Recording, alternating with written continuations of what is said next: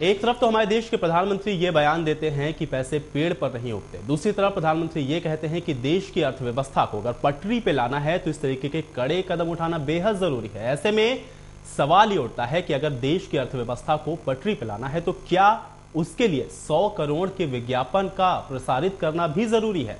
इसी पर आज हम अपनी प्राइम टाइम में चर्चा करेंगे। डिबेट में हमारे साथ शामिल होंगे हमारे मेहमानों से मैं आपका परिचय करवा देता हूं। हरीश खुराना, आप बीजेपी के नेता हैं, आपका स्वागत है हमारे इस खास कार्यक्रम में। आयुष चौहान, आप युवा कांग्रेस नेता हैं, आपका भी मैं स्वागत करता हूं। केजी कृष्णा स्वामी, आप राष्ट्रीय अध्यक्ष हैं हिंदुस्तान नेशनल पार्टी के, आपका भी स्वागत है हमारे इस खास कार्यक्रम में। इसके अलावा मुरारी शरण शुक्ला जी, आप स्वतंत्र पत्रकार हैं, आपका भी मैं स्वागत करता हूं इस खास कार्यक्रम में। तो अपनी इस डिबेट को मैं आगे बढ़ाऊं तो इससे पहले आपको ये दिखाता हूं और आप भी जरा समझ लीजिए कि आखिर किस तरीके से सरकार ये 100 करोड़ विज्ञापन पे खर्च करने वाली है, क्यों खर्च करने वाली है, इसका क्या इंपैक्ट पड़ने वाला है, इसका क्या परिणाम निकलने वाला है। जरा देखिए ये खास रिपोर्ट और समझिए।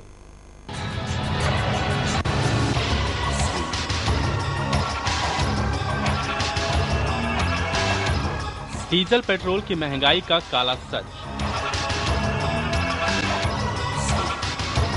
फिर सामने आई सरकार की चाल।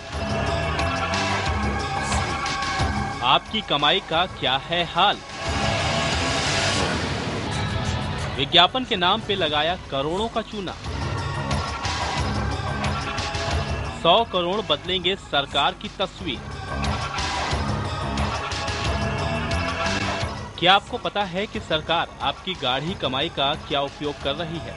देश की आर्थिक स्थिति खराब होने का हवाला देती सरकार आपकी जेबों पर करोड़ों रुपया अपनी खराब छवि को बनाने में जी जान से जुटी हुई है।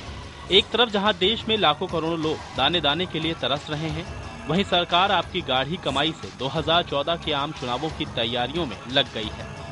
दरअसल डीजल के दाम बढ़ाने, सब्सिडी वाले रसोई गैस की संख्या सीमित करने और रिटेल में एफडीआई की अनुमति देने के अपने फैसले पर विपक्ष के निशाने पे आई सरकार अब अपनी छवि सुधारना चाहती है। सरकार अपनी छवि को चमकाने के लिए विज्ञापनों पर 100 करोड़ रुपए खर्च करेगी। ये रकम टेलीविजन और समाचार पत्रों को दिए जाने वाले विज्ञापन पर खर्च होगी। इन विज्ञापनों के जरिए जनता को आर्थिक सुधारों के फायदे को बताया जाएगा। जब यही सवाल लेकर संसदीय कार्य राज्य मंत्री राजीव शुक्ला से पूछा गया तो उन्होंने कहा, लोगों को ये पता होना चाहिए कि देश हित में उनके पास क्या है। अगर कोई सरकार के खिलाफ झूठा प्रचार कर रहा है लेकिन सरकार की नीतियों से जनता को फायदा हो रहा है तो लोगों को इसके बारे में पता होना चाहिए। ये सरकार का कर्तव्य है, नहीं तो आपको सूचना एवं प्रसारण मंत्रालय बंद कर देना चाहिए। वहीं विपक्ष सरकार के इस कदम को गलत ठहरा रही है। भाजपा के नेता यशवंत सिन्हा का कहना है, सरकार करोड़ों रुपए व्यर्थ में खर्च कर रही है। पहले सरकार को अपने खर्च को कम करना चाहिए, इसके बाद लोगों पर बोझ डालना चाहिए।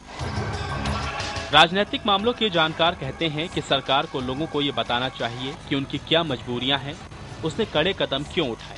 लोगों तक अपनी बात पहुंचाना सरकार का हक है, लेकिन सरकार को भी मितव्ययी होना चाहिए। गौरतलब है कि रिटेल में एफडीआई के फैसले को जनता के हित में बताते हुए पिछले हफ्ते सरकार ने विभिन्न समाचार पत्रों को बड़े बड़े विज्ञापन दिए थे। भारत निर्माण पे बनी फिल्म को भी विभिन्न टीवी चैनलों पे दिखाया जा रहा है। अब सवाल यही है कि क्या जनता के पैसे से सरकारी विज्ञापन जायज है? अगर सरकार ने इन 100 करोड़ की गाढ़ी कमाई का उपयोग जनता की दुखती रगों पे मरहम लगाने के लिए किया होता तो क्या अनर्थ हो जाता? अब इसे क्या माने कि क्या देश की आर्थिक स्थिति खराब होने का रोना रोती सरकार ढोंग कर रही है? और यदि ये सच है कि देश की हालत खस्ता है तो विज्ञापनों पे 100 करोड़ का खर्च की फिजूल खर्ची क्यों?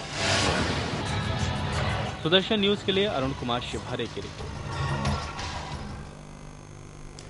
तो उम्मीद करता हूं कि आज का मुद्दा आपको समझ में आ गया होगा, लेकिन सवाल यहां पर यही है कि 100 करोड़ विज्ञापन पे खर्च आखिर कितना जायज है? अगर यही 100 करोड़ जनता की भलाई के लिए लगाए जाते तो शायद आज जो रोना मनमोहन सिंह रो रहे हैं, जो हमारी सरकार हो रही है, केंद्र सरकार हो रही है, शायद आज उसको इस स्थिति का सामना नहीं करना पड़ता। मुरारी जी, सबसे पहले आपके पास आता हूं, 100 करोड़ विज्ञापन पे खर्च कितना सही मानते हैं इसको?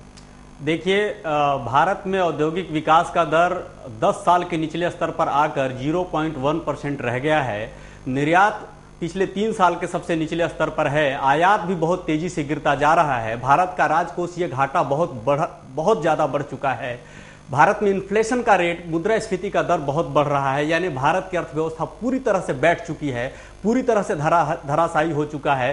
रोजगार के अवसरों के परिप्रेक्ष्य में भारत पहले कई वर्षों से नंबर 1 हुआ करता था। आज भारत को रिप्लेस करके ताइवान जैसा